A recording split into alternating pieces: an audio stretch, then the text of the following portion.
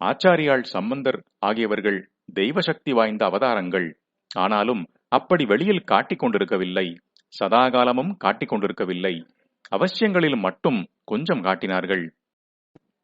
லீலா மானுஷ வேஷம் என்று லோகத்தில் நாடகம் நடிக்கும் போது அப்படித்தான் ஒளிந்து ஒளிந்து காட்டுவது. அவர்கள் வழிகாட்ட வந்தது சாமானிய மனுஷ்ய ஜீவர்களுக்கு. அதனால் மனுஷ சக்தியையே சரியாக முறையாக பிரயோஜனம் செய்து கொண்டால் என்னவெல்லாம் சாதிக்க முடியும் என்று ஜனங்களுக்கு காட்டி, அவர்களுக்கும் அப்படி செய்ய உற்சாகம் தரும் வகையில் தங்களுடைய வாழ்க்கையையே மானுஷமாக அமைத்துக் கொண்டார்கள். அதோடு கூட சுவாமி ஜனங்கள் தன்னோடு கலந்து பழக வேண்டும் என்று ஆசைப்பட்டே அவதாரம் பண்ணுவது. ஒரே தெய்வ சக்தி மயமாக இருந்தால் மற்றவர்கள் கலந்து பழக வருவார்களா? தூரத்தில் நின்று கொண்டுதான் கன்னத்தில் போட்டுக் கொள்வார்கள். ஆச்சாரியாள் பரமசிவனாகவே தெரிந்து கொண்டிருந்தால் அப்பா அம்மா எப்படி அவரை வாத்சல்யம் காட்டி வளர்த்திருக்க முடியும்? எல்லா அவதாரங்களிலும் இப்படித்தான் நிறைய மனுஷ ரீதி போலவே பண்ணுவது. அத்தியாவசியத்திற்கு மட்டுமே தெய்வ சக்தியை காட்டுவது. அதையும் தங்களுடன் வாழ்கிறவர்களின் நினைவிலிருந்து மறைந்து போகும்படி பண்ணுவது என்று. ஆனாலும் லோகம் பாழாய் போய்க் கொண்டிருந்த போது மனுஷ ரீதியில் நிதானமாக அதை சரிபண்ண ஆச்சாரியாள் சம்பந்தர் ஆகியவர்களுடைய அருள் மனசு அவர்களை விடவில்லை. தேசம் பூராவையும் 32 வருஷத்தில் புனருத்தாரணம் பண்ணிவிட வேண்டும் என்று ஆச்சாரியாள் பறந்தார். தமிழ்நாட்டை மட்டும் உத்தரிக்க 16 வருஷத்திற்கு மேல் எடுத்துக்கொள்ளக் கூடாது என்று சம்பந்தர் பறந்தார். அதனால்தான் மனுஷ குழந்தைகளுக்கு சாதாரணமாக இல்லாத மேதையை காட்டி குழந்தை பிராயத்திலேயே அவர்கள் சம்பூர்த்தியாக வித்யாபியாசம் செய்தது. சொந்த சக்தியால் செய்ததாக இல்லாமல் அருள் சக்தியால் செய்ததாக இருக்கட்டும் என்று சம்பந்தர் அம்பாளின் க்ஷீரத்தை பானம் பண்ணிய மகிமையாலேயே ஞானியாக பாண்டித்யம் உள்ளவராக ஆனார். ஆச்சாரியாளை பற்றியும் இப்படி கதை இருப்பதாக முன்னேயே சொன்னேன். அல்லது பிராடிஜி என்று மனுஷ குழந்தைகளிலேயே எங்கேயாவது அபூர்வமாக இருக்கிறது போலத்தான் அவரும் தெரிந்தார்.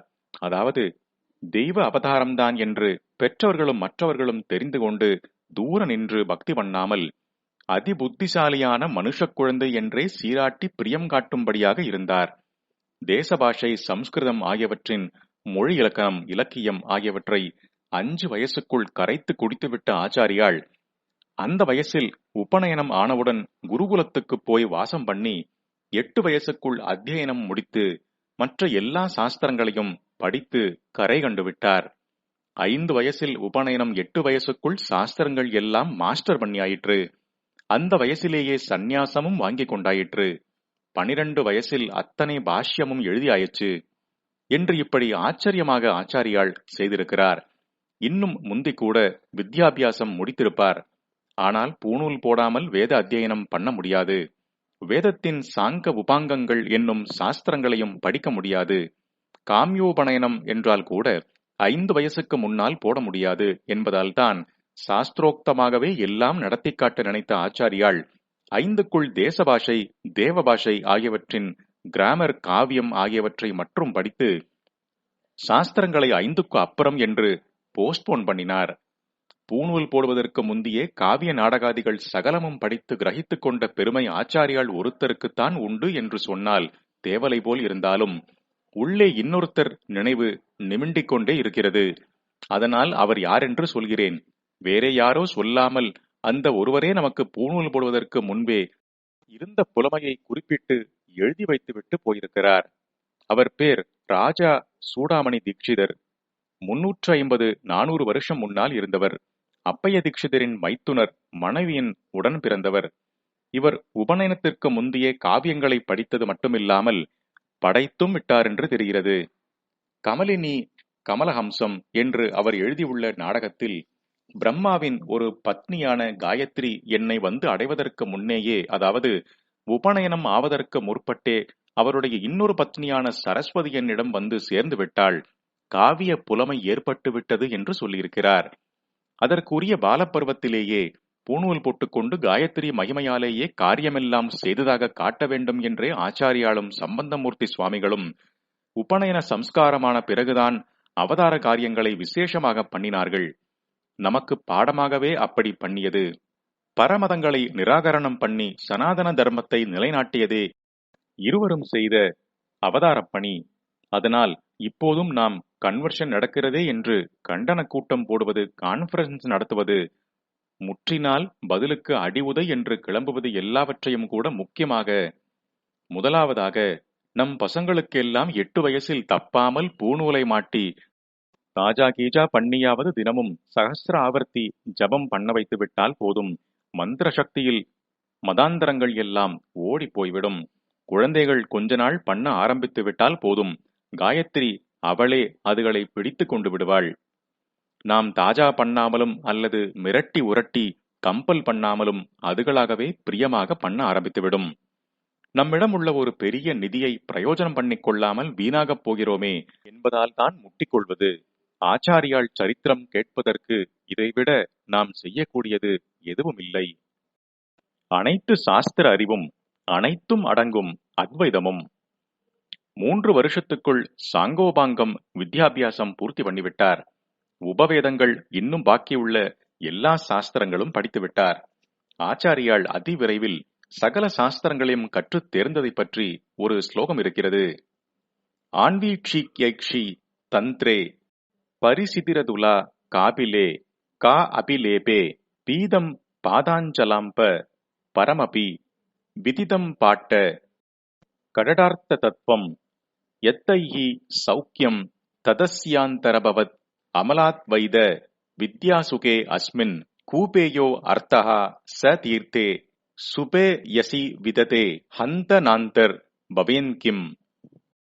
ஆன்வீக்ஷிகி என்பது ராஜ்ய நிர்வாகத்தை சொல்லும் சாஸ்திரம். ஆன்வீக்ஷிகி ஐஷி என்பதற்கு அந்த சாஸ்திரத்தை கண்ணால் பார்த்த மாத்திரத்தில் தமதாக்கி கொண்டு விட்டார் என்று அர்த்தம். ஈக்ஷ் என்றால் பார்ப்பது, ஐஷிஹி பார்ப்பதினால் பார்த்த மாத்திரத்தில். அப்புறம் கபிலர் செய்த சாஸ்திரம் காபிலே தந்திரே என்று வருவது, அதுதான் சாங்கிய சாஸ்திரம். அதிலும் ஈடு இணையில்லாத பரிச்சயம் பெற்றார். பரிசிதி அதுலா லேபே. பாஷ்யத்தில் மீமாம்சைக்கு அடுத்தபடியாக ஆச்சாரியாள் திட்டியது அதைத்தான். மாற்று சித்தாந்தங்களையும் கசடர கற்றே கண்டனம் பண்ண வேண்டும். ஆதலால் அப்படிப்பட்டவற்றையும் ஆச்சாரியாள் போன்றவர்கள் டீப்பாக படித்திருக்கிறார்கள். அதுவும் அந்நியில் மாற்று சித்தாந்தம் என்பவற்றிலும் கூட எல்லாமே கண்டனத்துக்கு உரியது என்று வைத்து விடாமல் நல்லதை நல்லதென்று ஒப்புக்கொண்டு பெரியவர்கள் எடுத்துக் கொள்வார்கள். இப்படி சாங்கியம் மீமாம்சை எல்லாவற்றிலும் உண்டு. அதற்காகவும் ஆழ படிப்பது. வித்யா சம்பாதனம் என்று வரும்போது பயஸ் பக்ஷபாதம் இல்லாமல் களவும் கற்றுமர என்றபடி எல்லாம் தெரிந்து கொள்வதே நம் பூர்வீகர் வழி. இதனால்தான் அத்தனை ஒதுக்குப்புறத்தில் வைதிக சம்பிரதாயத்தையே அனுசரித்து வந்த மலையாளத்திலும் இந்த சாஸ்திரங்கள் தெரிய வந்து குருகுலத்தில் சொல்லிக் கொடுத்திருக்கிறார்கள். அடியோடு தெரிய வேண்டாத எதிர்கட்சி என்று எதையும் வைத்து விடாமல் திறந்த மனப்பான்மையோடு வித்யையை அணுகியது நம் புராதன பண்பாட்டில் மிகவும் பெருமைக்கு உரிய ஒரு அம்சம். ஆச்சாரியாள் சகல சாஸ்திரங்களையும் கற்றுக்கொண்டதில் பாக்கி பார்க்கலாம். பீதம் பாதஞ்சலாம்ப என்றால் பதஞ்சலியின் யோக சாஸ்திரத்தை தீர்த்தம் குடிக்கிறது போல அத்தனை ஈஸியாக தமக்கு உள்ளே அனுப்பிவிட்டார் என்று அர்த்தம். பாட்ட கட்டார்த்த தத்துவம் குமரில பட்டர் செய்ததான பாட்ட சாஸ்திரம் என்னும் பூர்வ மீமாம்சை. அதையும் ஒரு தீர்த்த கட்டத்தை லேசாக தாண்டி போகிற மாதிரி ஆஞ்சநேயர் சமுத்திரத்தை தாண்டின மாதிரி தாண்டி விட்டார். தரோவாத் தெரிந்து கொண்டு விட்டார். பரமபி விதிதம்.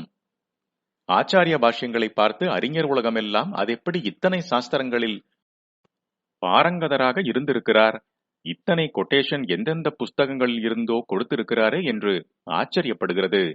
இங்கே சொல்லியிருப்பது அதிசய யோக்கிய சக்தியே இல்லை. எந்த மதஸ்தரானாலும் தத்துவத்தை ஆராயிறவர்கள் பின்னாலே ஒத்துக்கொள்கிறார்களோ இல்லையோ ஆச்சாரியாளின் புஸ்தகங்களைத்தான் எடுத்து போட்டுக்கொண்டு பார்க்கிறார்கள்.